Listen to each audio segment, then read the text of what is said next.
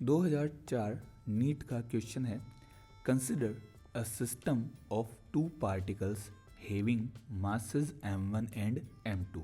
If particle of mass m1 is pushed towards the center of mass of the particles through a distance d, by what distance would be the particle of mass m2 move so as to keep the center of mass of the particles at the original position. दो masses हैं m1 और m2, इनमें से m1 मास का जो particle है उसको centre of mass की तरफ d डिस्टेंस तक आपने पुश किया है। आपसे ये पूछा गया है कि सेंटर ऑफ मास को अपनी ओरिजिनल पोजीशन पर बनाए रखने के लिए m2 मास वाले पार्टिकल को कितना शिफ्ट करना पड़ेगा, कितना मोशन करवाना पड़ेगा। तो आपके पास दो पार्टिकल गिवन है m1 एंड m2। हम इनका सेंटर ऑफ मास कंसिडर करते हैं ओरिजिन पर। कहाँ पर कंसिडर कर लेते हैं? ओरिजिन पे। इसका मतलब इसके कोऑर्डिनेट्स हो गए 0,0। इसी तरह m1 का जो पोजीशन वेक्टर होगा that will B -r1 vector. ये जो पोजीशन वेक्टर हो जाएगा दैट इज -r1 वेक्टर, और m2 का जो पोजीशन वेक्टर हो जाएगा दैट इज r2 वेक्टर। तो यहाँ से जब आप सेंटर ऑफ मास को कैलकुलेट करना चाहोगे that will be m1 -r1 vector plus m2 r2 vector upon m1 plus m2। Now ये जो सेंटर ऑफ मास है वो कहाँ है? ओरिजिन पे है, तो इसके जो कोऑर्डिनेट्स है, इसका जो पोजीशन वेक्टर है दैट विल बी 0। ठीक है, तो यहाँ से आपके पास जो सॉल्यूशन मिलेगा that will be m1 r1 vector is equal to m2 r2 vector. अब नेक्स्ट कंडीशन में आपने क्या किया? m1 को सेंटर ऑफ मास की तरफ लेकर गए। कितने डिस्टेंस? d distance. तो जो बची हुई डिस्टेंस है that will B r1 minus d। तो जो अब न्यू कंडीशन है उस न्यू कंडीशन के अकॉर्डिंग आपके पास में ये तो रहा m1, ये आपका सेंटर ऑफ मास जो कि कहाँ था? ओरिजिन पे था, एंड ये m2। अब आप जब m1 को सेंटर ऑफ मास की तरफ ले गए तो इसके कोऑर्डिनेट्स होंगे r1 माइनस d। वो भी कैसे? नेगेटिव में, क्योंकि ये लेफ्ट साइड में है। इसी तरह जो m2 है उसके कोऑर्डिनेट्स आपके पास हो जाएंगे r2 minus d dash. Consider कर लेते हैं। ठीक है, तो अब देखिए यहाँ पर सिचुएशन क्या हो जाएगी। तो देखो हमारे पास सिचुएशन आई थी कि जब सेंटर ऑफ मास ओरिजिन पर था तो m1 मल्टीप्लाइड बाय उसका पोजीशन वेक्टर और m2 मल्टीप्लाइड बाय उसका पोजीशन वेक्टर आपस में इक्वल थे। ठीक है, सेंटर ऑफ मास तो अभी भी ओरिजिन पे है, तो सेंटर ऑफ मास ओरिजिन पे है तो अभी भी कंडीशन सेम चलेगी कि m1 r1 vector minus d is equal to m2 r2 vector minus d dash. Multiply कर लेंगे तो m1 r1 vector minus m1 d is equal to m2 r2 vector minus m2 d dash. अब दोनों side देखिए m1 r1 और m2 r2 आपस में equal थे, तो इस वजह से m1 r1 और m2 r2 दोनों साइड से कैंसिल हो जाएंगे। बचा क्या? m1 d equal to m2 d dash. यहाँ से d डैश आपको मिला m1 d upon m2, m1 d upon m2। ये अपना सेकेंड मास का शिफ्ट आ जाएगा, सेकेंड मास का डिस्प्लेसमेंट आ जाएगा। इस सेकेंड मास को m2 को आपको कितना शिफ्ट करना पड़ेगा? m1 d upon m2 distance आपको शिफ्ट करना पड़ेगा ताकि सेंटर ऑफ मास अपनी पोजीशन पर बना रहे। ठीक है, चलिए अगला क्वेश्चन देखते हैं। अकॉर्डिंग टू नेक्स्ट क्वेश्चन 2004 में आया हुआ ये भी। इसके अकॉर्डिंग क्या दे रखा है? 3 particles each of mass m gram are situated at the vertices of an equilateral triangle ABC of side L centimeter as shown in the figure. The moment of inertia of the system about a line AX, ये line AX है, इसके about moment of inertia perpendicular to AB and in the plane of ABC in gram centimetre square units will be। Question में कहा गया है आपके पास 3 particle हैं, सबका मास कितना है? m ग्राम। ये एक इक्विलेटरल ट्राइंगल ABC जिसकी साइड L सेंटीमीटर है के वर्टिसेस पर सिचुएटेड है। आपको ये बोला गया है कि ए बी के परपेंडिकुलर जो ए एक्स है, ए बी के परपेंडिकुलर जो ए एक्स है, इसके अबाउट आपको मोमेंट ऑफ इनर्शिया बताना है।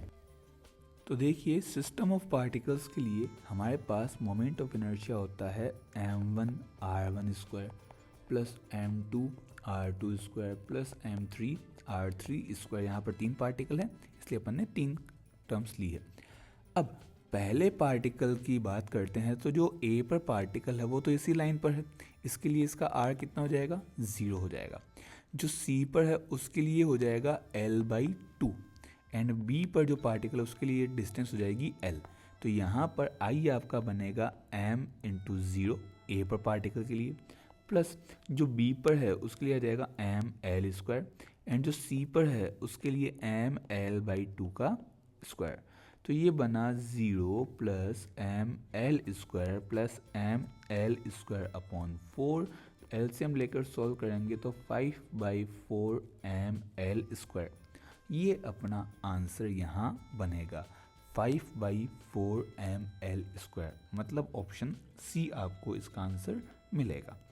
अच्छा, ये ग्राम सेंटीमीटर स्क्वायर में ही आएगा, क्योंकि ये जो मास m आपको गिवन है ये किस में है, ये आपको ग्राम में गिवन है, और जो ये साइड l है ये किस में गिवन है, सेंटीमीटर में। तो यूनिट इसकी ग्राम सेंटीमीटर स्क्वायर ही मिलेगी।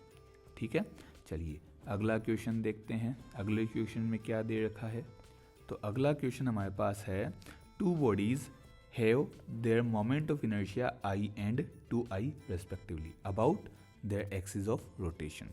If their kinetic energies of rotation are equal, their angular velocity will be in ratio.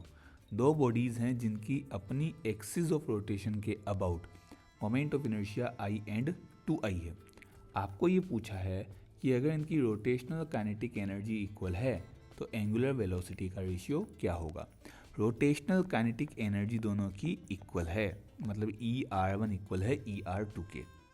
Rotational kinetic energy होती है half I omega square, so I1 omega 1 square equal to half I2 omega 2 square.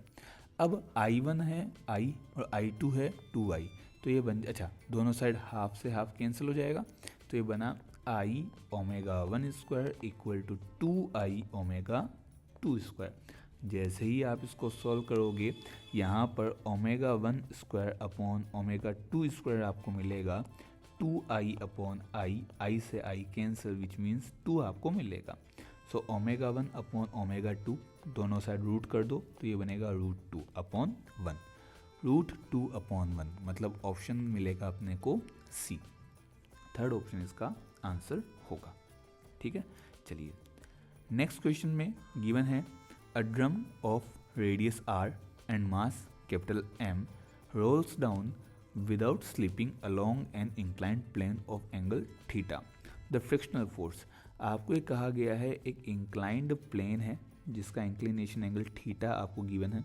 यहाँ से m मास और capital R radius का कोई drum है, उस drum को आपने नीचे स्लाइड करवाया है, जो कि बिना स्लिपिंग के, बिना फिसले क्या होता है, रोलिंग मोशन में आता है। तो यहाँ फ्रिक्शनल फोर्स का क्या काम है। Frictional force dissipates energy as heat, decreases the rotational motion, decreases the rotational and translational motion, converts translational energy to rotational energy. तो देखिए यहाँ पर फ्रिक्शनल फोर्स का क्या काम है। देखिए आपके पास ये कोई ड्रम है, अब ये आगे रोटेशन करेगा, रोलिंग करेगा, मान लेते हैं इसकी वेलोसिटी कितनी है v। तो इसको रोलिंग करने के लिए जो मोशन चाहिए, रोलिंग मोशन चाहिए, रोटेशनल एनर्जी जो चाहिए वो कहाँ से मिलेगी, तो पीछे की डायरेक्शन में लगेगा फ्रिक्शन। ये फ्रिक्शन ही इसको क्या करवाएगा, रोटेट करवाने में मदद करेगा। मतलब ये जो फ्रिक्शन है वो ट्रांसलेशनल एनर्जी को किस में कन्वर्ट करेगा, रोटेशनल एनर्जी में। ठीक है, यहाँ जो टॉर्क लगेगा that will B F friction वाला मल्टीप्लाइड बाय R। R क्या हो जाएगी, इसकी रेडियस। ठीक है, तो ये कन्वर्ट करता है किसको, ट्रांसलेशनल एनर्जी को रोटेशनल एनर्जी में। इसका मतलब फोर्थ ऑप्शन आपको यहाँ मिलना चाहिए। ठीक है, चलिए अगला क्वेश्चन क्या है। The moment of inertia of a uniform circular disc of radius R and mass m about an axis passing from the edge of the disk and normal to the disk। आपको ये बोला गया है एक disc है, इस disc का मास है कैपिटल एम और रेडियस है कैपिटल आर, ये हो गया इसका सेंटर। अब इस डिस्क के लिए वो एक्सिस जो इसके एज से पास होती है, मतलब आपके पास में टेंजेंशियल एक्सिस की बात है, और साथ ही साथ नॉर्मल टू द डिस्क, मतलब इस डिस्क के प्लेन के क्या हो, परपेंडिकुलर हो। ये डिस्क की एक्सिस होगी, ये प्लेन के क्या हो गया, परपेंडिकुलर एक्सिस ये हो गई। ठीक है, इसके लिए आपको मोमेंट ऑफ इनर्शिया पूछा गया है। सबसे पहले डिस्क का अपनी सेंटर से जाने वाली और normal to the disc axis के लिए जो सेंटर ऑफ जो मोमेंट ऑफ इनर्शिया होता है ICM, दैट इज 1/2 mr²। अब यहाँ पर आपको I पूछा है, तो पैरेलल एक्सिस थ्योरम से ये हो जाएगा ICM + md²। ICM तो है 1/2 mr², सेंटर ऑफ मास से जानने वाली एक्सिस के about, moment of inertia ½ mr² plus D की जगह ये परपेंडिकुलर डिस्टेंस कितनी है, तो ये डिस्टेंस हमारे पास कितनी आई निकल के, तो ये आती है हमारे पास रेडियस के इक्वल, मतलब d = कैपिटल R। बस वही यहाँ रखेंगे, तो d की जगह r², ये बन जाएगा 3/2 mr²। 3/2 mr², मतलब ऑप्शन आ गया हमारा सी ऑप्शन यहाँ आएगा 3/2 mr²।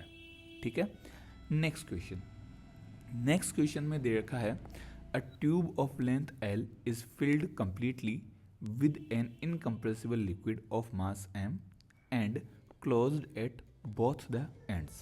The tube is then rotated in a horizontal plane about one of its ends with a uniform velocity, angular velocity omega. The force exerted by the liquid at the other end. Question में ये बोला है कि आपके पास एक L length की कोई tube है जिसको एक इनकम्प्रेसिबल लिक्विड, जिसको कंप्रेस ना किया जा सके ऐसे लिक्विड से कंप्लीटली भरा गया है। इसमें लिक्विड का मास है कैपिटल M और जो ट्यूब है वो दोनों एंड से बंद है, पैक है। आपको ये बोला है कि जब ट्यूब को अपने हॉरिजॉन्टल प्लेन में किसी भी एक एंड के about uniform angular velocity omega से रोटेट किया जाएगा तो लिक्विड ने दूसरे एंड पर कितना फोर्स लगाना है वो आपसे पूछा है। तो आपके पास सिचुएशन कुछ ऐसी है कि ये आपके पास एक ट्यूब है, ठीक है, जिसकी कंप्लीटली लेंथ कितनी है L। इसको इस एक एंड के अबाउट आपने क्या किया है, रोटेट किया है, तो इसकी अबाउट आपने ओमेगा एंगुलर वेलोसिटी से रोटेशन करवाया है। आपको ये पूछा है कि इसमें जो ये लिक्विड भरा हुआ है ये सेंट्रीपिटल फोर्स और सेंट्रीफ्यूगल फोर्स लगेंगे रोटेशन की वजह से, जिसकी वजह से ये दूसरा जो एंड है उसकी तरफ शिफ्ट होना चाहेगा, सेंट्रीफ्यूगल शूडो फोर्स लगेगा, उसकी वजह से सेकंड एंड पर शिफ्ट होना चाहेगा, और जब सेकंड एंड की तरफ जाएगा लिक्विड तो क्या करेगा, इस पर एक फोर्स लगाएगा। वो फोर्स कितना है वो आपसे पूछा है। तो देखिए हम कंसिडर कर लेते हैं कि इस एंड से x डिस्टेंस पर एक छोटा सा लिक्विड का एलिमेंट है जिसकी थिकनेस तो dx और मास है dm, ठीक है। इसकी वजह से फोर्स देख लेते हैं, इसकी वजह से फोर्स आ गया तो हम सारा फोर्स कैलकुलेट कर सकते हैं। तो इसकी वजह से जो फोर्स आएगा df वो आएगा dm ओमेगा स्क्वायर x। कैसे, तो भाई सेंट्रीफ्यूगल फोर्स आपके पास होता है m ओमेगा स्क्वायर r। अब m की जगह इस एलिमेंट का मास है dm, ओमेगा की जगह ओमेगा यूनिफॉर्म है ही, और r की जगह डिस्टेंस कितनी है x, ठीक है। तो अब dm की तो हमें वैल्यू ही नहीं पता, तो एज वी नो दैट ये आपके पास यूनिफॉर्म लिक्विड है, इनकम्प्रेसिबल लिक्विड है, तो इसके लिए जो लीनियर मास डेंसिटी है वो इक्वल होगी। लीनियर मास डेंसिटी मतलब m/L will be equal to what, will be equal to dm/dx। तो यहाँ से dm क्या आ जाएगा, m/L dx, ठीक है, m/L dx।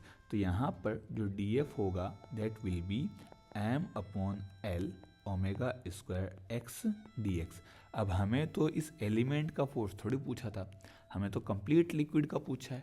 कंप्लीट लिक्विड के लिए आपको क्या करना पड़ेगा, इंटीग्रेशन, कहाँ से कहाँ तक, तो 0 से लेकर L लेंथ तक, ठीक है।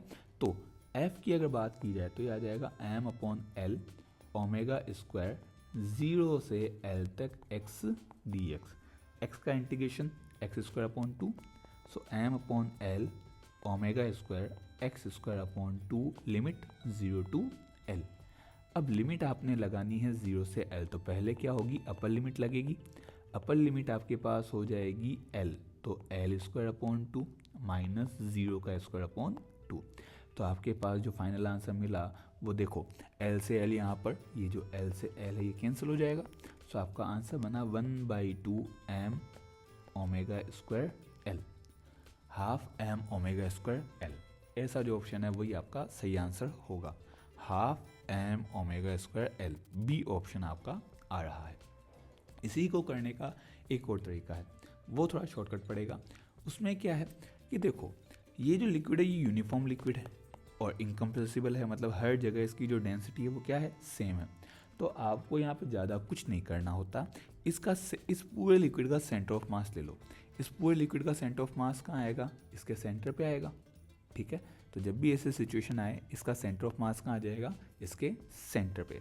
सेंटर पे डिस्टेंस क्या हो जाएगी, L/2। तो अब जो फोर्स होगा that will B m omega square r होना चाहिए था, तो m ओमेगा स्क्वायर r की जगह सेंटर ऑफ मास की डिस्टेंस L/2, तब भी आपका आंसर सेम ही आएगा। ये जो दोनों आंसर वो सेम ही है, m ओमेगा स्क्वायर L/2। तो शॉर्टकट लगाना है तो सेंटर ऑफ मास की डिस्टेंस देख लो, और पूरा तरीके से करना है तो इंटीग्रेशन को आपको काम में लेना पड़ेगा। नेक्स्ट क्वेश्चन देखते हैं। अगले क्वेश्चन में हमें गिवन है the moment of inertia of a uniform disc of radius r and mass m about an axis touching the disk at its diameter and normal to the disk। मतलब m मास और r radius की एक disc है जिसका moment of inertia चाहिए कौन से axis के अबाउट, जो कि नॉर्मल हो, डिस्क के परपेंडिकुलर हो एंड डायमीटर को टच कर रही हो। मतलब अगर आपके पास में ये कोई डिस्क है तो इस डिस्क के लिए जो डायमीटर है उस डायमीटर को टच करती हुई, मतलब ये जो एक्सिस है और परपेंडिकुलर एक्सिस और डायमीटर को टच करती हुई इस एक्सिस के अबाउट आपको क्या चाहिए, मोमेंट ऑफ इनर्शिया चाहिए। तो सबसे पहले तो सेंटर ऑफ मास के अबाउट डिस्क का मोमेंट ऑफ इनर्शिया ICM होता है 1/2 mr स्क्वायर, ठीक है। तो इस एक्सिस के लिए क्या हो जाएगा, ICM प्लस MD स्क्वायर। यहाँ पर अपन ने पैरेलल एक्सिस थ्योरम को अप्लाई किया है। अब पैरेलल एक्सिस थ्योरम के अकॉर्डिंग यहाँ पर जो बीच की दोनों एक्सिस के बीच की डिस्टेंस है, पैरेलल डिस्टेंस, उसको हमें काम में लेना है। ये D डिस्टेंस जो है वो हमारे पास रेडियस के इक्वल आती है, तो इस वजह से ये हो जाएगा 1/2 mr square plus mr square which will be equal to 3/2 mr square. तो इस क्वेश्चन का आंसर हमारे पास आएगा 3/2 mr स्क्वायर, मतलब ऑप्शन हमें मिलेगा डी ऑप्शन, फोर्थ ऑप्शन अपना आंसर हमें मिलता है, ठीक है। अगले क्वेश्चन में हमें गिवन है a wheel has angular acceleration of 3 radian per second square and an inertial angular speed of 2 radian per second. In a time of 2 seconds, it has rotated through an angle in radian of। आपको एक wheel दे रखा है जिसका angular acceleration alpha आपको given है, इसके लिए आपको initial angular speed omega naught given है, आपको टाइम गिवन है और एंगल आपसे पूछा गया है रेडियन में। तो यहाँ पर हम सर्कुलर मोशन की second equation of motion apply कर सकते हैं, जिसके अकॉर्डिंग थीटा होता है omega naught T plus half alpha T square, जहाँ पर हमारे पास में थीटा तो हो जाएगा एंगल या एंगुलर डिस्प्लेसमेंट या angle, omega naught initial angular velocity, ठीक है। टी तो टाइम है ही और अल्फा हो जाएगा एंगुलर एक्सेलरेशन, ये वैल्यू होती है अल्फा की, ये मतलब ये नाम होता है अल्फा का, ठीक है, एंगुलर एक्सेलरेशन। तो अब यहाँ पर ओमेगा नॉट आपको कितना गिवन है, तो ओमेगा नॉट है 2 रेडियन पर सेकेंड जो कि आपको दे रखा है, टाइम की वैल्यू 2 सेकेंड और अल्फा है 3 रेडियन पर सेकेंड स्क्वायर। तो 2 × 2 +1/2 अल्फा की जगह 3 टाइम की जगह 2 का स्क्वायर, वो जो बन जाएगा 4। ये 2 से 2 कैंसिल, तो ये बना 4 + 6 = 10 रेडियन। आंसर क्या आएगा? 10 रेडियन, मतलब आपका ऑप्शन मिल जाएगा आपको ए। फर्स्ट ऑप्शन इसमें राइट आंसर होगा। ठीक है, चलिए नेक्स्ट पे चलते हैं। अगला क्वेश्चन आपको गिवन है, a uniform road AB of length L and mass M is free to rotate about point A. The road is released from rest in the horizontal position given that the moment of inertia of the road about A is mL²/3. The initial angular acceleration of the road will be। Question में दे रखा है L length की एक road है AB। इस AB road को आपने हॉरिजॉन्टल पोजीशन में रेस्ट से रिलीज किया है, छोड़ दिया है। अब जैसे ही आपने छोड़ा तो इस A पॉइंट के अबाउट इसका जो मोमेंट ऑफ इनर्शिया है दैट इज mL²/3। साथ ही साथ ये ग्रेविटी की वजह से नीचे की तरफ रोटेट होना चाहिए, घूमना चाहेगी। ठीक है, तो अब जब ये रोटेट होगी ग्रेविटी की वजह से तो इसमें कोई ना कोई एंगुलर एक्सेलरेशन क्रिएट होगा। वो एंगुलर एक्सेलरेशन आपसे पूछा गया है। तो सबसे पहले तो ग्रेविटी कहाँ लगेगी? तो ग्रेविटी लगेगी इसके सेंटर ऑफ मास पर। सेंटर ऑफ मास कितने डिस्टेंस पे होगा? L/2 पर। ठीक है, जिसकी वजह से ये रोड होगी रोटेट होगी तो लगेगा टॉर्क। टॉर्क का फॉर्मूला होता है I α, और या फिर इसी I α को या इसी टॉर्क को हम फोर्स के टर्म में लिखेंगे F × R। ठीक है, वैसे तो R क्रॉस F होता है, बट यहाँ हम सीधा मैग्नीट्यूड लेंगे F × R। ठीक है, F कितना है?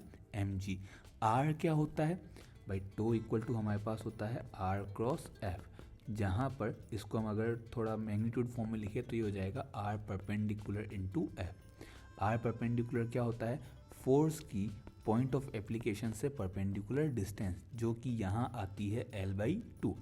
तो F की जगह तो आ गया mg और R की जगह आ गया L/2।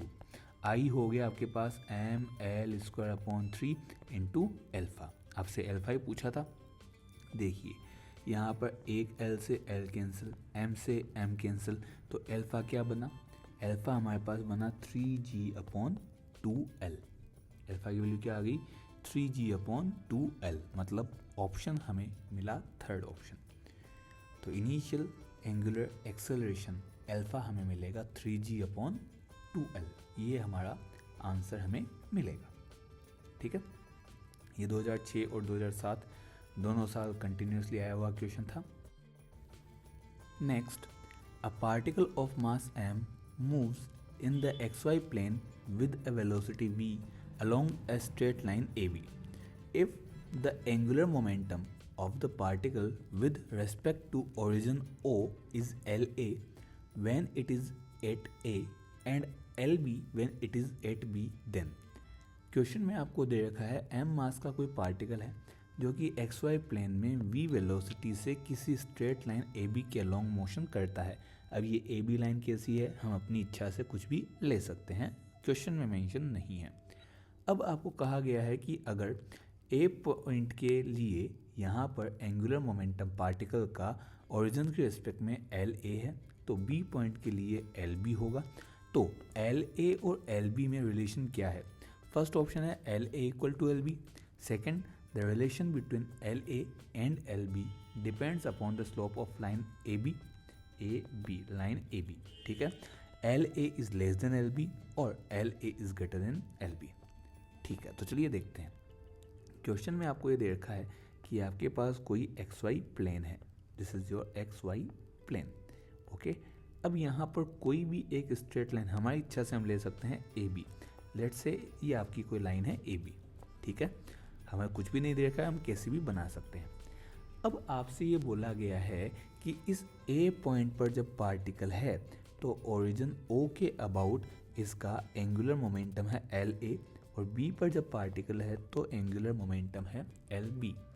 तो LA और LB में रिलेशन क्या होगा? तो देखिए, एंगुलर मोमेंटम हमारे पास जो होता है that is R cross P, in vector form R cross P, और अगर मैग्नीट्यूड लिखा जाए तो R परपेंडिकुलर × P। ये हमारे पास में एंगुलर मोमेंटम का फॉर्मूला होता है, जहाँ पर अब देखिए पार्टिकल की अगर बात की जाए तो पार्टिकल के लिए मास तो है m, वेलोसिटी है v, तो p की वैल्यू तो mv होगी, ये कहीं पर चेंज नहीं हो रही क्योंकि मास भी कांस्टेंट है और वेलोसिटी भी कांस्टेंट है। अब बची बात इस r की, r परपेंडिकुलर मतलब परपेंडिकुलर डिस्टेंस, तो O से इस लाइन की परपेंडिकुलर डिस्टेंस तो एक फिक्स वैल्यू होगी।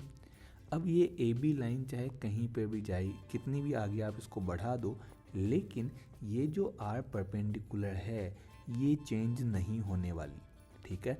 अब पार्टिकल अगर यहाँ हुआ इस पॉइंट पर, अगर इस पॉइंट पर हुआ तब भी मोमेंटम तो m v, perpendicular distance r perpendicular, यहाँ होगा तब भी m v r perpendicular same रहेगा, बी पर होगा तब भी m v r perpendicular same रहेगा। तो इस वजह से आपका जो एंगुलर मोमेंटम है वो r perpendicular into m v हर जगह चलेगा, चाहे वो ए पर हो चाहे वो बी पर हो। तो इस वजह से हमारे पास ए और बी पर एंगुलर मोमेंटम की वैल्यू इक्वल आएगी, मतलब L A will be equal to L B. A और बी पर एंगुलर मोमेंटम कैसा होगा, सेम होगा, ठीक है। चलिए नेक्स्ट क्वेश्चन देखते हैं। The ratio of the radius of gyration of a circular disc to that of a circular ring, each of same mass and radius around their respective axes is। आपको circular disc और circular ring दे रखी है, दोनों का मास और radius same है और इनकी रेडियस ऑफ जाइरेशन का आपको रेशियो पूछा है। सबसे पहले हम डिस्क की बात करते हैं। For disk mass m, radius of gyration k, तो m के स्क्वायर इक्वल होगा m r square upon 2k, जो कि मोमेंट ऑफ इनर्शिया होता है डिस्क का, ठीक है। यहाँ पर दोनों के लिए मास से मास कैंसिल और k की वैल्यू आ जाएगी r upon root 2। Similarly for किसकी बात करते हैं अब हम बात करते हैं रिंग की। रिंग के लिए again m k dash square कर लेते हैं equal to m r square, जो रिंग का मोमेंट ऑफ इनर्शिया है। m से m वापस यहाँ पर क्या हो जाएगा, कैंसिल, तो k डैश इक्वल आ जाएगा हमारे पास r के। अब आपसे क्या पूछा है, इन दोनों रेडियस ऑफ जाइरेशन का रेशियो, तो k अपॉन k डैश आपसे पूछा गया है। k upon k dash equal to r upon root 2 upon में r, दोनों साइड आप r कैंसिल कर दोगे ऊपर नीचे से, तो आपके पास आंसर मिलेगा 1 अपॉन रूट 2। 1 बाई रूट 2 आपका आंसर आएगा। तो 1 बाई रूट 2 ऑप्शन है हमारा डी, तो डी ऑप्शन अपना राइट आंसर होगा, ठीक है। नेक्स्ट क्वेश्चन देखते हैं। नेक्स्ट क्वेश्चन में दे रखा है a thin rod of length l and mass m is bent at its mid point into 2 halves so that the angle between them is 90 degree. The moment of inertia of the bent rod about an axis passing through the bending point and perpendicular to the plane defined by the 2 halves of the rod is। Question में कहा है L length और M मास की एक पतली road है, thin road है, जिसको उसके मिड पॉइंट से 90 डिग्री पर बेंड कर दिया और जो बेंडिंग पार्ट्स है वो दोनों हाफ हाफ हैं।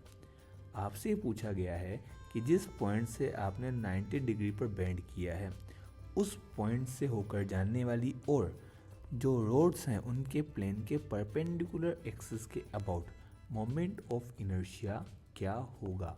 मोमेंट ऑफ इनर्शिया आपसे पूछा है। तो क्वेश्चन कुछ इस टाइप से है कि आपके पास 2 रोड आ गई अब की बार, ये दोनों रोड ही 90 डिग्री पर बेंट हैं, ठीक है। और यहाँ पर इनका जो क्रॉसिंग पॉइंट है, इंटरसेक्शन पॉइंट, या जहाँ से ये बेंड हुई है वो बेंडिंग पॉइंट है, उस बेंडिंग पॉइंट के अबाउट और उससे परपेंडिकुलरली जाने वाली एक्सिस के अबाउट आपको मोमेंट ऑफ इनर्शिया पूछा गया है। अब देखिए ये जो रोड है वो 2 हाफ में डिवाइड हुई है, तो इसका मास m ना होकर क्या हो जाएगा, हर पार्ट का m/2, आधा आधा हो जाएगा, लेंथ भी हो जाएगी आधी आधी। तो इसके लिए भी मास m/2 and length l/2, second part के लिए भी मास m/2 एंड लेंथ l/2। अब हमें देखना क्या है कि भाई ये जो पॉइंट है ये एक रोड का एक एंड हो गया। तो किसी भी रोड का अपनी एंड से जाने वाली और परपेंडिकुलर एक्सिस के अबाउट मोमेंट ऑफ इनर्शिया होता है I is equal to m L square upon 3। But यहाँ मास m नहीं है, क्या है m/2, लेंथ l नहीं है, क्या है l/2। तो ये हमें लेना पड़ेगा। तो I हो जाएगा m/2, l/2 का स्क्वायर ml स्क्वायर अपॉन में 3, m की जगह m/2, l की जगह l/2। ये तो हुआ एक रोड का। सेकेंड रोड भी तो है, इसका भी तो सेम होगा, तो इसीलिए हम इसको क्या कर देंगे, मल्टीप्लाइड बाय 2। ये बना m/2 l/4 इंटू 2/3। 2 से 2 आपके पास कैंसिल, l स्क्वायर यहाँ पर 2 से 2 कैंसिल, तो ये बन गया ml स्क्वायर अपॉन 12। 4 इंटू 3 क्या बन जाएगा, 12। तो ml स्क्वायर अपॉन 12 आपका आंसर आना चाहिए, मतलब ऑप्शन डी। ऑप्शन डी अपना इस क्वेश्चन के लिए राइट आंसर होगा। ठीक है, नेक्स्ट क्वेश्चन देखते हैं। अगला क्वेश्चन है, two bodies of mass 1 kg and 3 kg have position vectors I cap plus 2j cap plus k cap and minus 3i cap minus 2j cap plus k cap respectively. The center of mass of the system has a position vector. Question में आपको कहा गया है दो bodies हैं जिनके मास आपको given है, जिनके पोजीशन वेक्टर्स आपको गिवन है। आपसे ये बोला गया है कि इन बॉडीज़ का जो सेंटर ऑफ मास है उसका पोजीशन वेक्टर क्या होगा। तो देखिए, सेंटर ऑफ मास के पोजीशन वेक्टर का फॉर्मूला होता है m1r1 vector plus m2r2 vector upon m1 plus m2। m1 की जगह 1 kg, r1 वेक्टर है i के प्लस 2j के प्लस k के, प्लस m2 की जगह 3 kg, R2 की जगह माइनस 3i के माइनस 2j के प्लस के अपॉन में m1 प्लस m2 मतलब 1 प्लस 3 kg। तो ये हमारे पास बना, देखिए i और ये 3 इंटू 3 माइनस का 9, तो i cap minus 9i cap मिलेगा, माइनस का 8i केप। ठीक है, 2j cap and 3 and minus 2 minus का 6 हो जाएगा, तो 2 माइनस के 6 माइनस के 4 जे के। नेक्स्ट ये k एंड प्लस 3k क्या हो जाएगा, प्लस का 4k अपॉन में 1 प्लस 3 हो जाएगा 4।